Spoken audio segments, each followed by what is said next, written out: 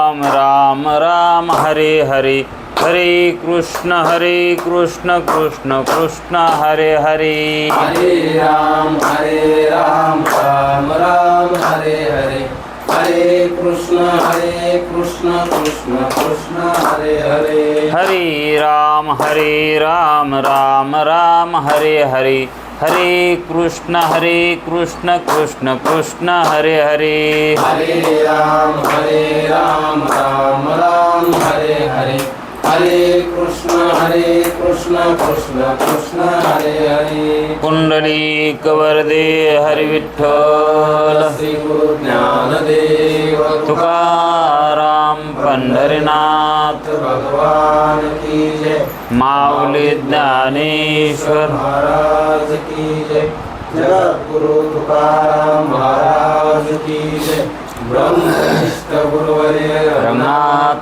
महाराज की जय श्री विनायकं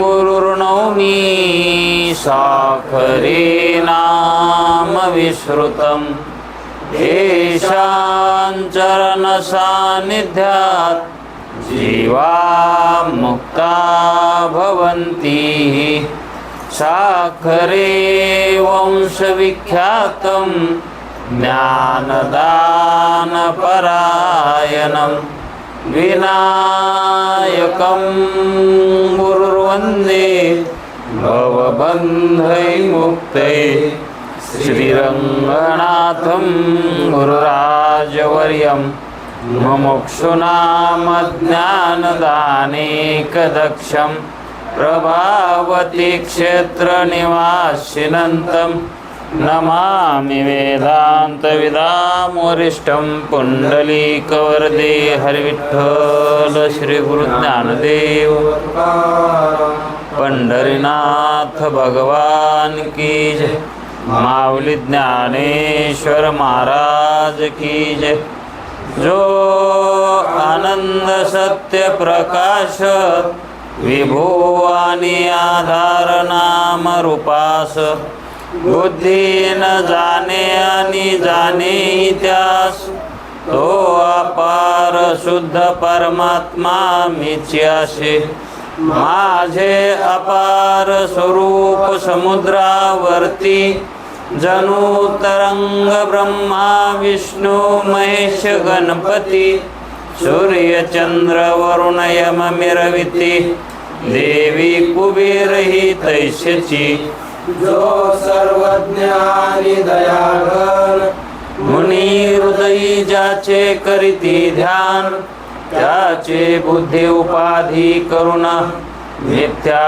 भान मजची माझी होतसे ज्याच्या अज्ञाने भाषे जगत जसा दोरीवरी सर्प दिसत हरी दोही ठाईना सर्प जगत हे स्वतंत्र आणि स्वयं ब्रह्म मीची असे पुण्य पुरुषी सदैव निष्काम बोध प्राप्ती कारणे बजावा राम तो मीची आहे आत्माप्त काम तरी नमन कवना करावे म्या जयांचे केलिया स्मरण सकळ विद्येचे होय अधिकरण तेची वंदू श्रीचरण श्री गुरूंचे ते नमस्कारून आता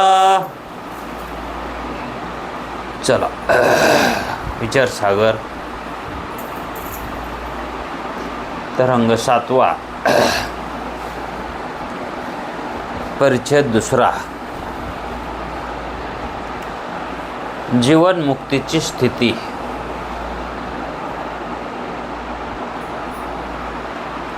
जीवन मुक्ती आणि विदेह मुक्ती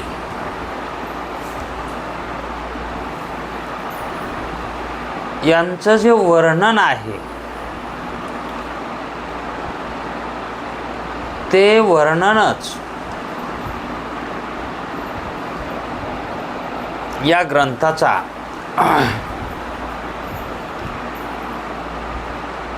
उपसंहार आणि उपक्रम आहे. कशासाठी या ग्रंथाची निर्मिती झाली? जीवनमुक्ती आणि विदेहमुक्तीसाठी, मोक्षासाठी. दुसरा हेतू आहे का काही? म्हणजेच त्याच्यासाठीच सांगायचं होतं म्हणून तेच सांगितलंय. ग्रंथामध्ये जी सुरुवात केली ती मुक्त करण्यासाठीच सुरुवात, आणि शेवट ही काय करायचं आहे? मुक्तीचेच वर्णन गायचं.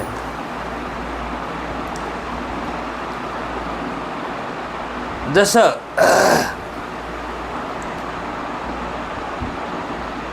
हरीला प्राप्त करण्यासाठीच जन्माला यावं लागतं. हरी प्राप्त करण्यासाठीच जन्माला येतो. दुसरा उद्देश त्याचा काहीही नाही. आणि जन्मातून निवृत्त व्हायचंय, पुन्हा जन्माला याचंच नाही.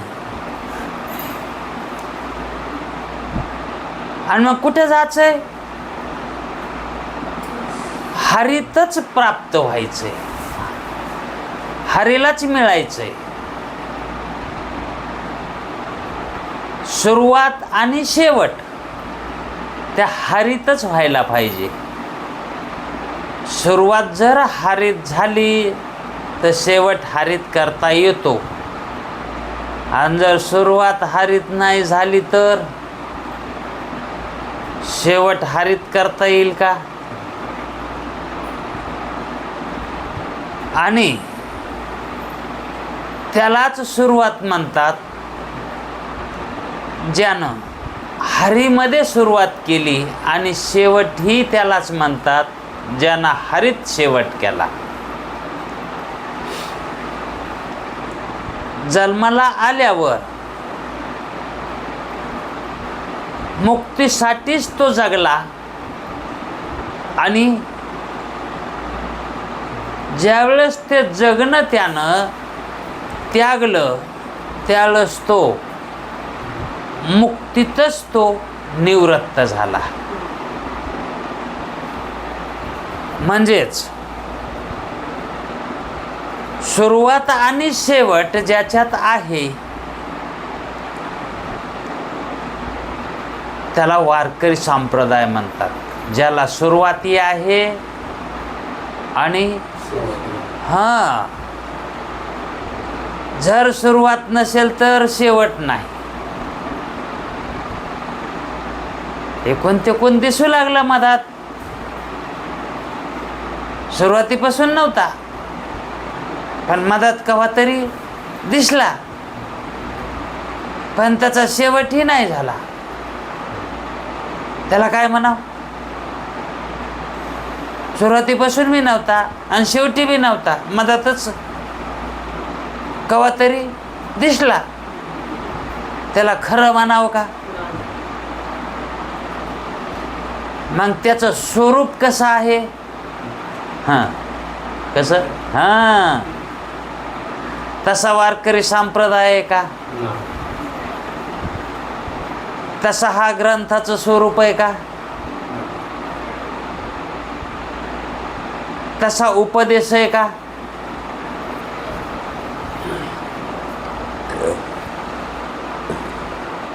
सगळं काही व्यवस्थित आहे.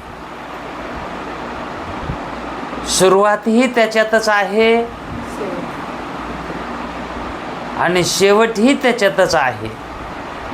आणि मध्ये जो काही जगला होता त्यावेळेसही त्याचंच वर्णन होतं, तोच गाऊ लागला.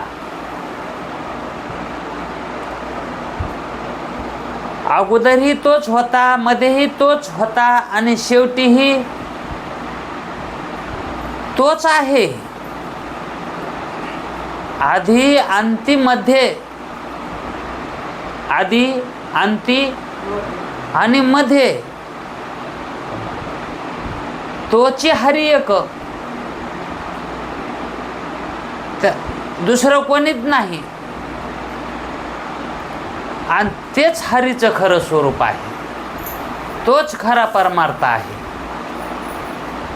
त्यालाच खरं जगणं म्हणतात. हरीला ओळखण्याची ही एक खूण आहे. हरी कसा आहे ओळखण्याची ही एक खूण आहे. हरीला पाहण्याची, जाणण्याची ही एक खूण आहे. आधी अंती आणि मध्ये त्याच्या वाचून दुसरं काहीच नाही. ही एक काय लक्षण आहेत, हे खूण. ही खूण फक्त वारकरी संप्रदायामध्येच जाणता येते. म्हणून हरी वारकरी संप्रदायामध्येच यथार्थ स्वरूपानं कळतो. यथार्थ म्हणजेच मुक्त आणि विधेय मुक्त हे जे दोन वर्ग आहेत, दोन अवस्था आहेत, दोन पैलू आहेत, हे फक्त वारकरी संप्रदायातच आहेत. कशावरून तर दुसऱ्या संप्रदायामध्ये जीवनमुक्तता ही जी अवस्था आहे ही मानत नाहीत. फक्त विधेय मुक्तीच मानतात.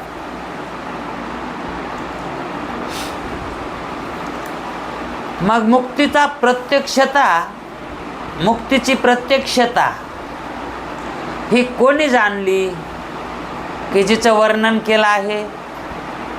जाणल्याशिवाय मुक्तीचं वर्णन करता येईल का? विधेय मुक्ती जाणता येते का? कारण देहाच्या नंतर मिळणारी ती विधेय मुक्ती आहे. देह विवर्जित असणारी अवस्था आहे ती, आहे का नाही? आणि मग मुक्तीचं वर्णन कोणी केलं? मुक्तीचं वर्णन जाणल्याशिवाय करता येतं का? अनुभव असल्याशिवाय करता येतं का? मग शास्त्र ज्या अर्थी जीवनमुक्तीचं वर्णन करतं त्या अर्थी काहीतरी हे शास्त्र निराळच मानावं लागेल. इतर शास्त्रासारखं नाही. हा संप्रदाय काहीतरी वेगळाच मानावा लागल. इतर संप्रदायासारखा हा संप्रदाय नाही. म्हणजेच हा संप्रदाय प्रत्यक्ष अपरोक्ष ज्ञान करून देणारा आहे. अप्रत्यक्ष अपरोक्ष सांगतो का? प्रत्यक्षता आहे. ज्या संप्रदायाला प्रत्यक्षता आहे तो संप्रदाय खूप मोठा असतो. किती मोठा? त्याच्या एवढा असतो. समुद्र केवढा? आकाश केवढे? जसं त्याला उपमा द्यायला काही राहत नाही तसं या संप्रदायाला उपमा कोण्याही संप्रदायाची देता येत नाही. म्हणून जीवनमुक्ती आणि विधेय मुक्ती यांचं वर्णन करायचं आहे. कामून? कारण या ग्रंथाचा विषय जीव ब्रह्म ऐक्य ज्ञान आहे. जीव ब्रह्म ऐक्य ज्ञान करून देता येतं, होतं आणि आत्मसातही करता येतं. करूनही देता येतं, होतंही आणि आत्मसातही करता येतं. मग ते आत्मसात झाल्या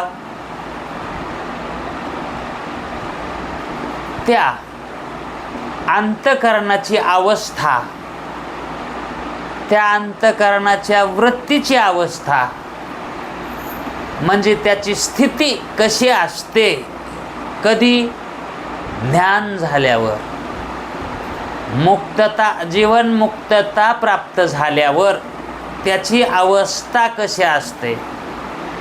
जशी आपण संसारिकाची अवस्था जाणतो, संसारिकाची अवस्था जाणतो, विंचू चावल्यावर त्या मनुष्याची अवस्था जाणतो,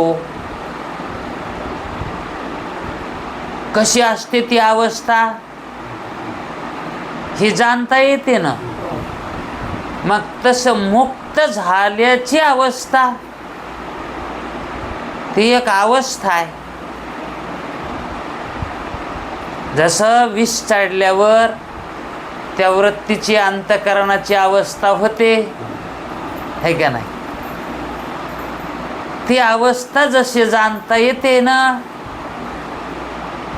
तशीच मुक्ततेची सुद्धा अवस्था ही जाणता येते, कारण ती एक प्रकारची अवस्था आहे. त्याच अवस्थेचं म्हणजे त्या मुक्ततेचं वर्णन या ठिकाणी केलेलं आहे. जीवनमुक्तीची स्थिती कशी असते म्हणजे जीवनमुक्तता कशी असते, जीवनमुक्त पुरुष कसा असतो, जीवनमुक्तीमध्ये कसा तो वर्तन करतो, कसा वावरतो, हे कोणाला सांगता येतं.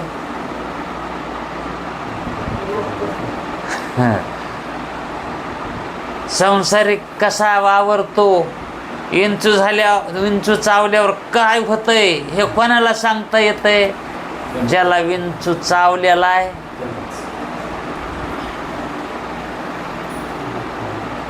ती वेदना सांगता येत नाही, पण सांगता येतंय, सांगता येत नाही पण अनुभव असतो, है का नाही. तसं जीवनमुक्तीचा अनुभव ती कशी असते हे कोणाला सांगता येईल. ज्यानं ती अवस्था भोगलेली आहे, है का नाही. संत कसे असतात हे कोणाला सांगता येईल, है का नाही. ती अवस्था ज्याला प्राप्त झाली, संसारिकाला कसं सांगता येते हे संत असे असतात म्हणून. संसारिक कसे असतात म्हणून हे कोणाला सांगता येतं, है का नाही.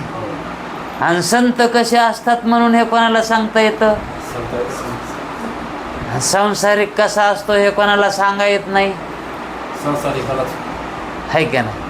आणि संत कसे असतात हे कोणाला सांगा येत नाही. मग काय सांगा येते संसारिकाला, हे बी नाही ते बी नाही, त्याला तर काही सांगताच येत नाही. पण त्याचं अस्तित्वच नाही, त्या संसारिकाचं अस्तित्वच नाही असं शास्त्र बोलतं. जो स्वरूपाला जाणत नाही तो अस्तित्वानं नाहीच, है का नाही. गुरुजी हजेरी घ्यायले तर आणि मुलगा झोपी गेला, हाजरीत त्याची हाजरी पडली का, मग तो वर्गात आहे का, पण त्याचं अस्तित्व आहे का. मग अस्तित्व कशावर आहे, है का नाही. म्हणजे त्याच्या प्रकाशनावर आहे. त्यानं जर त्याचं प्रकाशन नाही केलं तर त्याचं अस्तित्व नाहीच. तसं संसारिकाला विचारलं आपण कोण,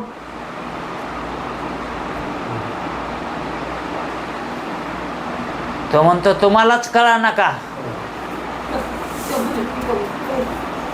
हा, त्याला कोणीच कधी असा प्रश्न विचारला नसेल, आपण कोण म्हणणार. त्यानं काय म्हणून उत्तर द्यावं हे सुद्धा त्याला कळत नाही. का म्हणतं त्याचं अस्तित्वच त्याला माहीत नाही. सामान्य स्वरूपानं आहोत इतकं त्याला कळतं, त्याची त्याला आपण आहोत इतकं कळतंय, पण काय आहोत है का नाही. मग काय आहे, कोण आहे हे ज्याला ज्ञात नसतं त्याला अस्तित्वच नसतं. दगडाला विचारलं तू काय आहेस, तू कोण आहेस, ते जसं सांगत नाही.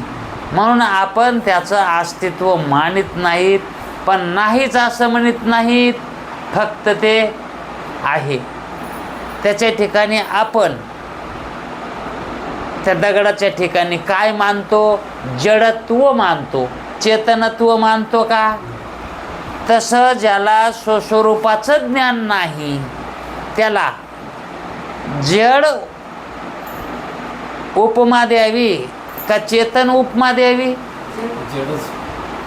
है का नाही. मग ज्याला स्वरूपाचं ज्ञान आहे तो आहे का ज्याला स्वरूपाचं ज्ञान नाही तो आहे.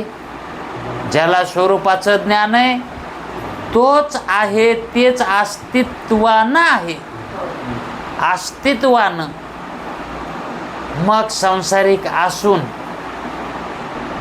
त्याला अस्तित्व आहे म्हणता येतं का. म्हणून वेदांत शास्त्र काय म्हणतं की ज्याला अस्तित्वाची जाणीव नाही तो नाहीच, तो नाहीच तो. कारण त्याचं प्रकाशन तो करण आहे, त्या अर्थी तो नाहीच.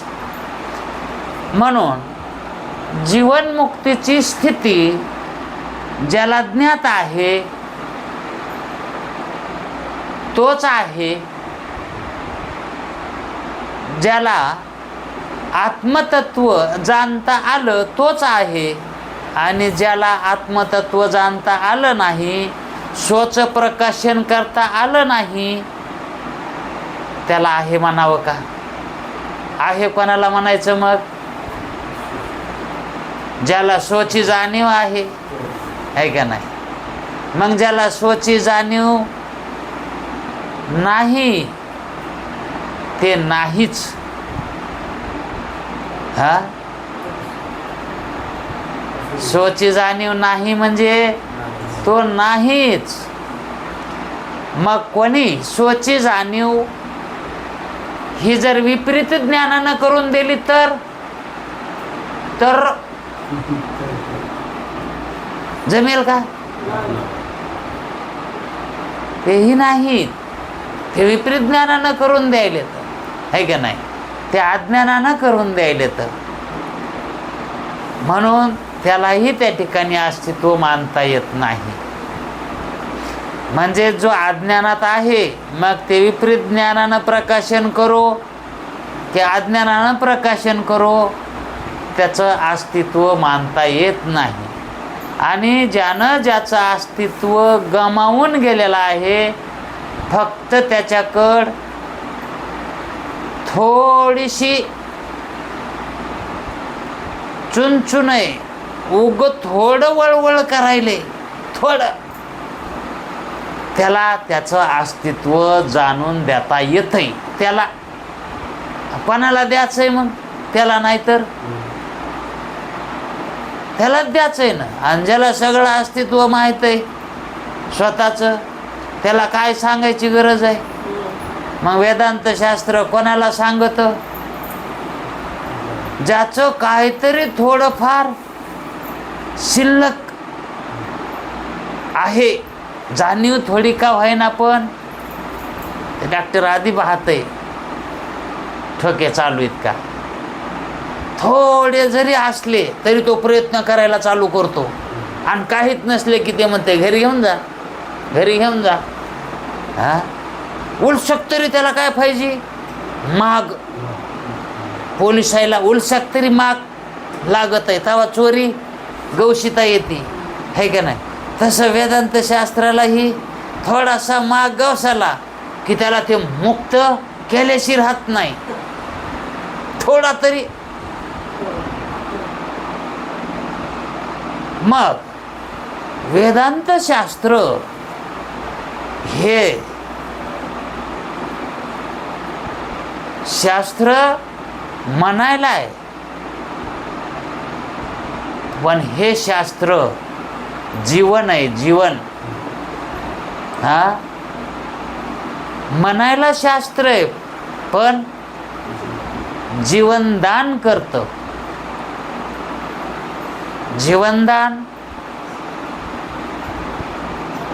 गेल्याला जीव, स्वरूपातून गेलेला जीव. कशातून गेलाय जीव? हा, त्याला त्याच्या अधिष्ठानावर आणतो, ते म्हणजे वेदांत शास्त्र. मग ज्याप्रमाणे वृक्षाचे सुकलेलं पान जे असतं, आता ते पान तिथं राहू शकत नाही, ते आता गळून पडणार आहे, तिथं राहणार नाही ते आता. आणि मग गळून त्या देठानं जर त्या वृक्षाच्या फांदीचा संपर्क संबंध तोडला तर ते पुन्हा पृथ्वीवरच पडणार आहे. पण कुठं पडणार आहे त्याचा नेम सांगता येत नाही. त्याला म्हणायचं अदृष्ट. त्याला काय म्हणायचं? अदृष्ट. सांसारिक जीव जर त्याचा प्राण स्थूल देह हा पडला तर त्याचा अदृष्ट कुठे जाईल म्हणून सांगता येतं का? तो काय होईल म्हणून, त्याचं काय होईल म्हणून, म्हणजे कोणता नरक भोगेल ते पाप करणारा, त्याचा अदृष्ट कसं आहे हे जसं सांगता येत नाही आणि ते कुठं जाईल म्हणून ते सांगता येत नाही, तसं जीवनमुक्ताचा अदृष्ट कसं आहे हे सांगता येईल का? जीवनमुक्ताचं सुद्धा आहे का ना. अदृष्ट म्हणजे त्यालाच म्हणतात की त्याचा कसा भोग होतो पुढील जीवनक्रमामध्ये,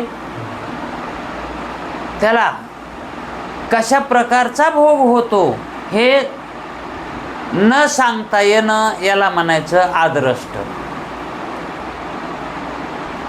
ते पान कुठे पडेल, कसं पडेल, वारं त्याला कुठपर्यंत घेऊन जाईल हे जसं सांगता येत नाही, किंवा ते जिथं पडेल ते त्याचा अदृष्ट आहे का नाही. मग आता मुक्तीलाही अदृष्ट आहे का? जसं संसारिकाला अदृष्ट आहे तसं मुक्त पुरुषाला, मुक्त स्थितीला, जो मुक्त झालाय त्याला अदृष्ट. कारण त्याचं तर क्रियमान म्हणजे संचिताचा नाश त्यानं ज्ञानानं केलेलाच आहे आणि क्रियमान त्यानं लागू दिलं नाही, है का नाही. आणि जेवढं अदृष्ट होतं तेवढं त्यानं भोगवून सारलं आहे. अदृष्ट भोगवून सारलंय त्यावेळेस त्याला विधेयमुक्तता म्हणतात. अदृष्टही संपलंय त्याचं, अदृष्ट सुद्धा. मग ज्याला अदृष्ट नाही तो विधेयमुक्त. आणि ज्याला अदृष्ट आहे तो जीवनमुक्त आहे का नाही. आणि ज्याला संचित आहे संसारिक. ज्याला संचिताचा नाश करता आला नाही तो संसारिक आहे का नाही. आणि ज्यानं संचिताचा नाश केलाय आणि प्रारब्धही लागू दे नाही तो क्रियामान लागू दे नाही तो मुक्त, जीवनमुक्त आहे का नाही. पण प्रारब्ध आहे, प्रारब्ध आहे. आणि ज्याचं प्रारब्धही संपलं तर प्रारब्ध संपल्यास तो देह जगेल का. मग जगण्यासाठी काहीतरी कर्म फल लागत, फलाशिवाय जगतच नाही. मग तो प्रारब्धही ज्याचं संपलं आहे तो विदेही मुक्त आहे का नाही. मग प्रारब्ध हे जर प्रकाशन करायचंय प्रारब्धाचं, प्रारब्ध आहे किंवा प्रारब्ध नाही या प्रारब्धाचं प्रकाशन जर एखादी वृत्ती करू लागली की हे माझं प्रारब्ध आहे, हे काय आहे माझं प्रारब्ध आहे, प्रारब्ध जाणायली वृत्ती ती म्हणजे त्यावेळेस तो कसा झाला जीवनमुक्त. जाणायलाय प्रारब्ध आहे का नाही. पण क्रियामान लागू दे नाही, पण जाणणेपणा आहे. म्हणजे त्या ठिकाणी ते क्रियामान जे व्हायले त्याच क्रियामानाला काय समजायलाय तो प्रारब्ध. असा कोण भाग्यवान आहे हो. व्हायलेलं क्रियमान हे प्रारब्ध आहे असं जाणणारा. जे व्हायलेलं आहे त्याला काय म्हणतात, वर्तमान काळात जे कर्म व्हायले त्याला काय म्हणतात क्रियमान. आणि जर एखादा म्हणू लागला हे क्रियमान नाही, हे काय आहे प्रारब्ध आहे, असं जर मानू लागला तर त्याला काय म्हणावं, प्रकाशन करायला आहे. प्रारब्धाचं प्रकाशन करता येतं का नाही. करता येतं तर कोण करतो, करतो तर केव्हा करतो, प्रश्न आहेत का नाही. प्रारब्धाचं प्रकाशन करता येतं का. हो. कोण करतो, जीवनमुक्त करतो. प्रारब्धाचं प्रकाशन प्रारब्ध कोणाला कळतं, जीवनमुक्ताला कळतं आहे का नाही. मग प्रारब्धाचं प्रकाशनही करता येतं. ज्या काली प्रारब्धाचं प्रकाशन करता येतं त्या काली ती अवस्था जीवनमुक्ताची. त्यावेळेस क्रियमान हे क्रियमान वाटू नये. क्रियमान हे क्रियमान वाटू नये. कारण जसा भोग आला तसा भोग निमूटपणानं तो भोग द्यायला सामोरा जातो, काहीही प्रयत्न न करता. त्याला म्हणायचं प्रारब्ध. काहीही प्रयत्न त्याच्या निवृत्तीचे किंवा निवृत्तीचे प्रयत्न करून जर ते टळत नसेल तर त्याला काय म्हणतात प्रारब्ध. प्रयत्न करून बी जर टळत नसेल तर त्याला काय म्हणायचं प्रारब्ध आहे का नाही. मग जो त्या कर्माला टाळण्याचे प्रयत्नच करीत नाही, टाळण्याला प्रयत्नच करत नाही, प्रयत्न केले टाळण्याचे तर त्या ठिकाणी क्रियमान होईल. आणि ते टाळण्याचे प्रयत्न जो करीतच नाही त्याला ते कर्म कसे होणार? प्रारब्ध होणार, है का नाही? जोपर्यंत कर्माचा भोग टाळण्याचा प्रयत्न होतो, प्रयत्न केला जातो, त्याला क्रियामान कर्म म्हणायचं. हे कर्माचं प्रत्यक्ष ज्ञान आहे. हे कर्माचं काय आहे? प्रत्यक्ष ज्ञान. प्रयत्न केल्या जातात, भोग टाळण्याचे प्रयत्न केले जातात, आणि ज्या कर्मानं ते प्रयत्न केले जातात त्या कर्माला क्रियमान कर्म म्हणतात. भोग टाळण्याचे प्रयत्न केले जातात त्याला म्हणायचं क्रियमान कर्म, आहे का नाही? आणि भोग टाळण्याचे प्रयत्नही करत नाही त्याला काय म्हणायचं? प्रारब्ध कर्म, आहे का नाही? आणि इच्छित वासना ठेवून कर्म करतो, इच्छित वासना ठेवून, फलाची आसक्ता धरून कर्म करतो, याला कोणते कर्म म्हणायचे? सकाम कर्मच म्हणायचे, है का नाही? मग क्रियमान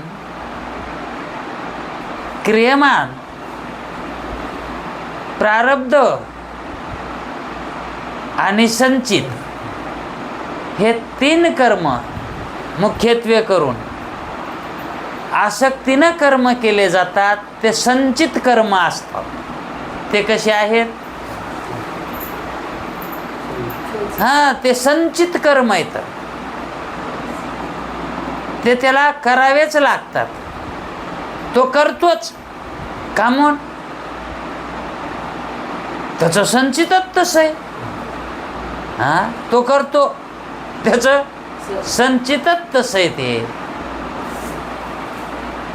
एखादा ज्ञानी पुरुष पूर्वजन्मामध्ये ज्ञानी होता, पण काही कारणानं त्याला मुक्तता मिळाली नाही. थोडंफार अज्ञान शिल्लक राहिलं, आसक्ती राहिली, आणि त्याचा जन्म खाटकाच्या घरी झाला. त्याचा जन्म खाटकाच्या घरी, आणि तो त्या ठिकाणी वडिलोपार्जित धंदा कर्म करू लागला. मग त्याला त्या कर्माचा भोग का घडला? कारण त्याचं संचित ते संचित कर्म. ज्ञानाच्या गोष्टी करतो आणि तसे कर्म का करायला आहे? मग त्याचं संचित तसं आहे. कारण त्याला क्रियमान आणखी निवृत्त करता आलं नाही, आणि आदृष्ट तर नाहीच नाही, है का नाही? मग आदृष्टाचं प्रकाशन करणारा कोण? जीवनमुक्त, है का नाही? मग त्या जीवनमुक्ताची स्थिती आपणाला जाणायची आहे. कारण आपणाला तिचं ज्ञान आहे का?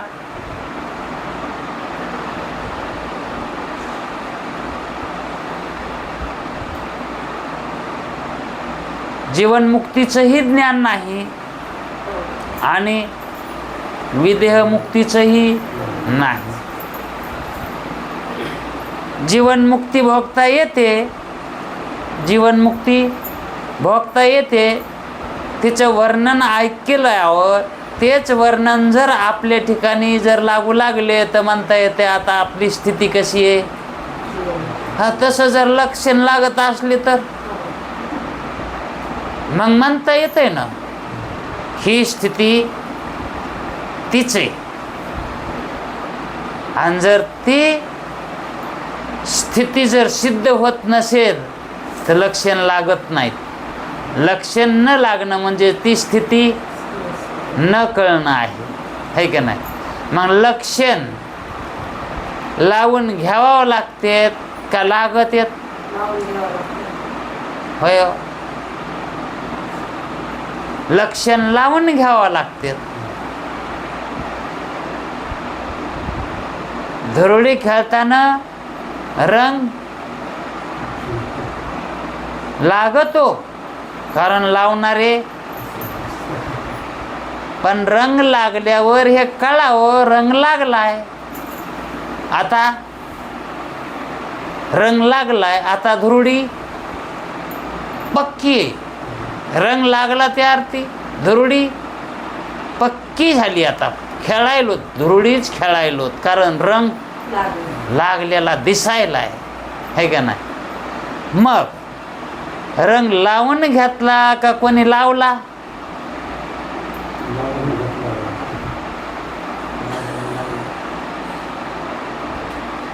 पण रंग लागतो का? हा, रंग लागत नाही. हा, तशी मुक्त अवस्था ही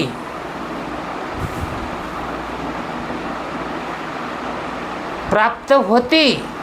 हा, ती अवस्था प्राप्त होती, पण कोणाला? आहे का नाही. आणि ती कवर आहे त्याला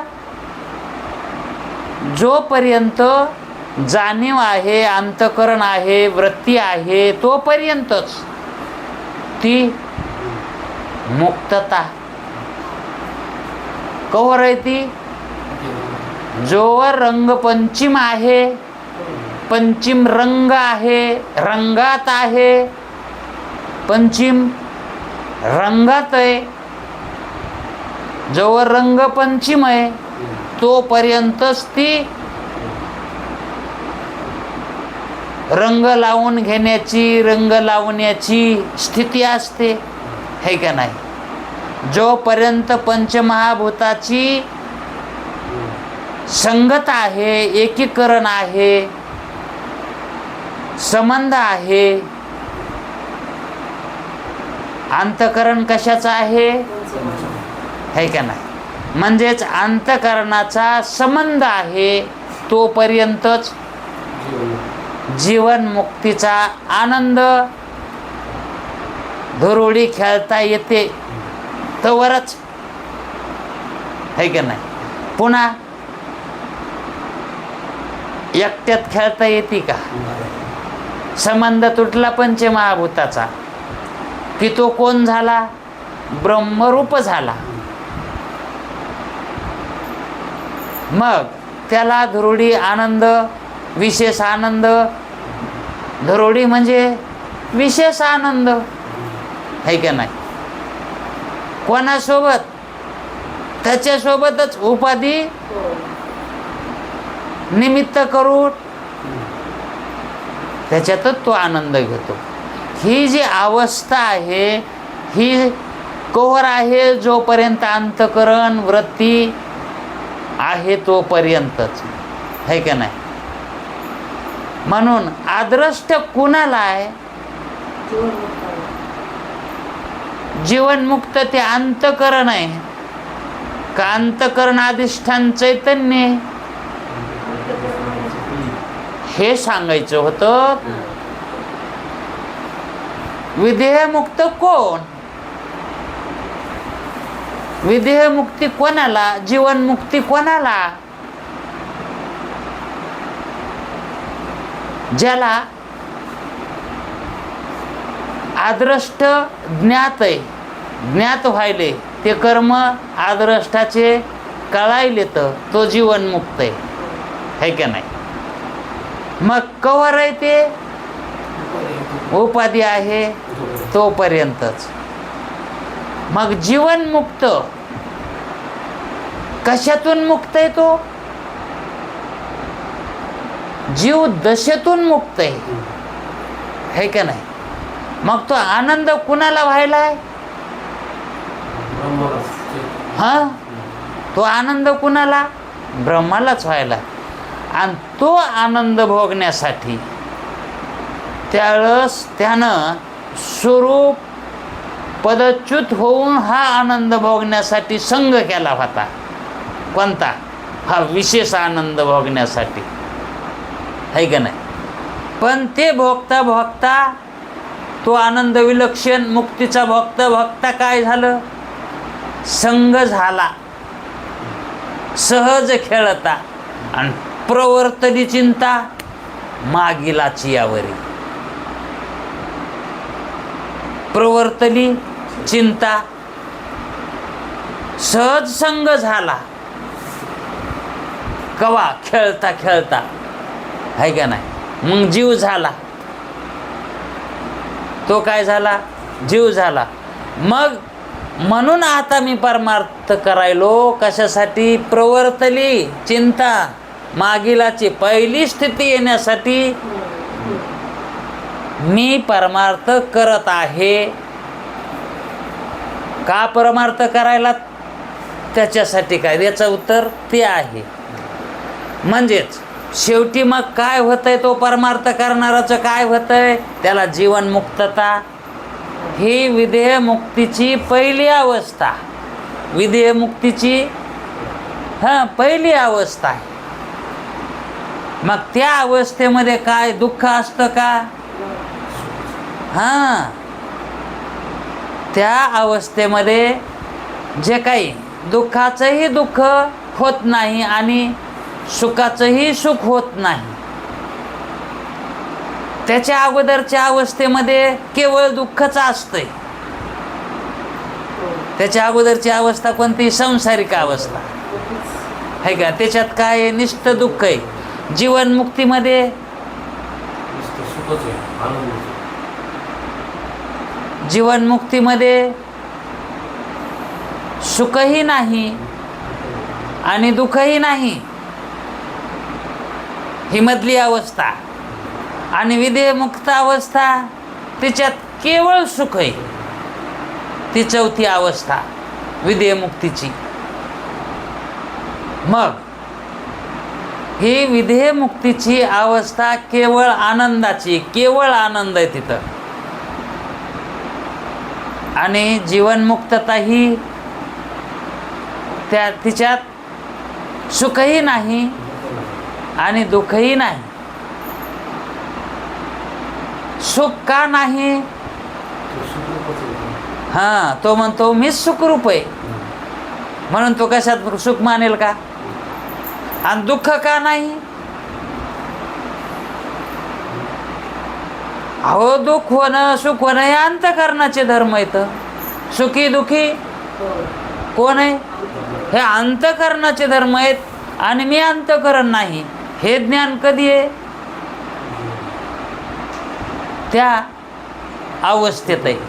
पण या अवस्थेत जीवनमुक्त अवस्थेमध्ये मग त्या ठिकाणी त्याला सुख आहे का दुःख आहे? सुखही नाही. ते धर्म कोणाचे आहेत? अंतःकरणाचे आहेत. असं त्याला ज्ञान झालंय का नाही? म्हणून तर तो क्रियामान लागू देत नाही ना. त्याला का क्रियामान लागत नाही?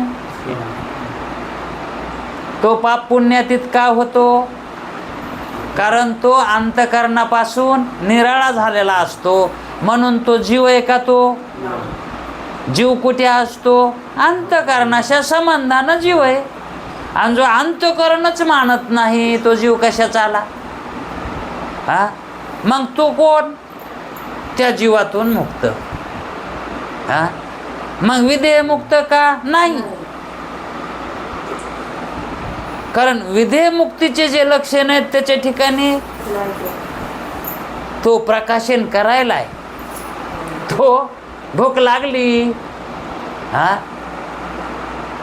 पाऊस आला तर कपडे भिजते, हे त्याला प्रकाशन आहे का नाही? मग त्याला काय म्हणायचं? जाणीव आहे, ज्याच्यात जाणीव आहे, पण ती जाणीव यथार्थ आहे. जाणीव कशी आहे? अयथार्थ आहे का? ती जीवनमुक्तता. मी आहे, पण कसं आहे? अंतःकरणातच आहे, असं आहे का? असं ज्यानं जाणलं तो जीवनमुक्त. आणि मी अंतःकरणातच आहे, तो कोण आहे का नाही. आणि मी अमुक याच ठिकाणी आहे अशी सुद्धा ज्याला जाणीव नाही, तो अमुक याच ठिकाणी आहे. जीवनमुक्त. मी सर्वत्र आहे, मी व्यापक रूपानं आहे अशी ज्याला जाणीव झाली, तो जीवनमुक्त झाला आहे का नाही. तो स्वतःचं स्वरूप कसा जाणायला आहे, व्यापक रूपानं जाणायला आहे का नाही. आणि जिथं जाणायचं सुद्धा शिल्लक राहिलं नाही, सर्व मीच आहे अशी जिथं अनुभूती व्हायली, तो कोण, विधेयमुक्त आहे का नाही.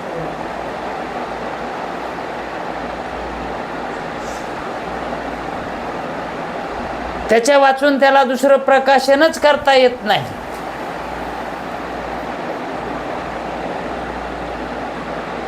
सर्वच ब्रह्म झालेला आहे, तो विधेयमुक्त आहे का नाही. आसवा ऐसा कोठे आठवची, आठव सुद्धा राहत नाही तिथं. मी आहे असा ज्याच्या ठिकाणी प्रकाशन होत नाही, आठव राहत नाही, त्याला जर विचारला आपण कोण, विधेयमुक्ताला जर विचारला आपण कोण, तो काय म्हणेल. तो हसेल का, कसा काय करेल, रडेल. कोण म्हणून काय सांगावं. आसो ऐसा कोठे, अरे मी आहे हे सुद्धा मला सांगायची आता गरज नाही, कारण मी आहे रूपानंच आहे. मग मी कोण आहे हे कसं सांगू. आहे मी कोण असं कसं सांगू. काय लक्षण लावू माझ्या ठिकाणी, लक्षणच नाही राहिले. काय सांगू. घरावर एकच पत्र होतं आणि ते बी वाटोळीनं गेलं, एकच होतं ते बी. मग आता किती शिल्लक राहिले.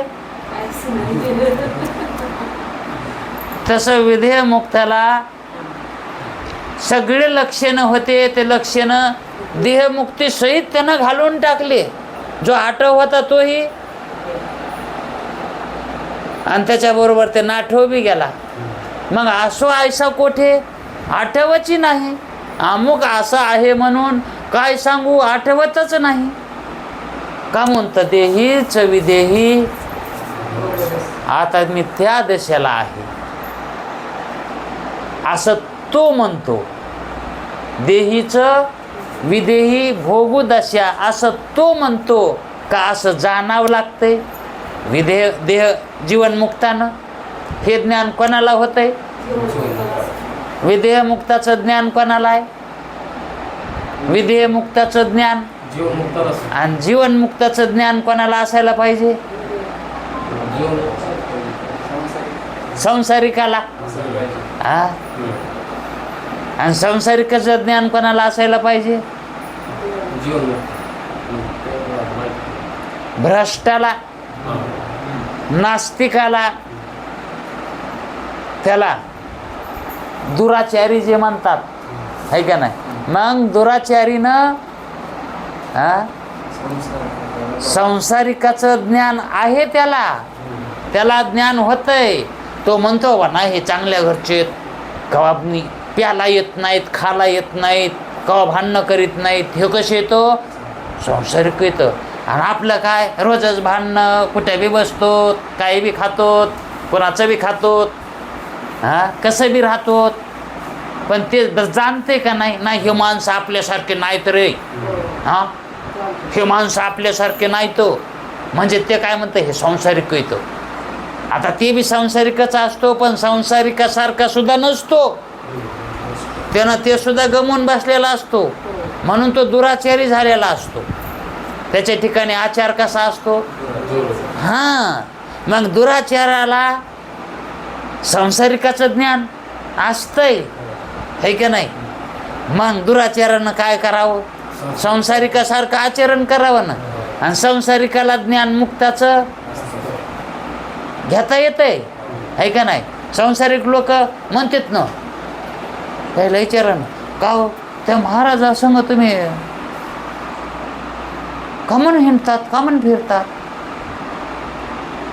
काय असं त्याच्यापाशी? अहो त्यांच्याकडं ज्ञान आहे ना, मुक्त करायचं ज्ञान आहे, मुक्त आहेत ते, म्हणून आम्ही त्यांची संगत करतो. आम्ही त्यांची संगत म्हणजे त्याला कळालं का नाही?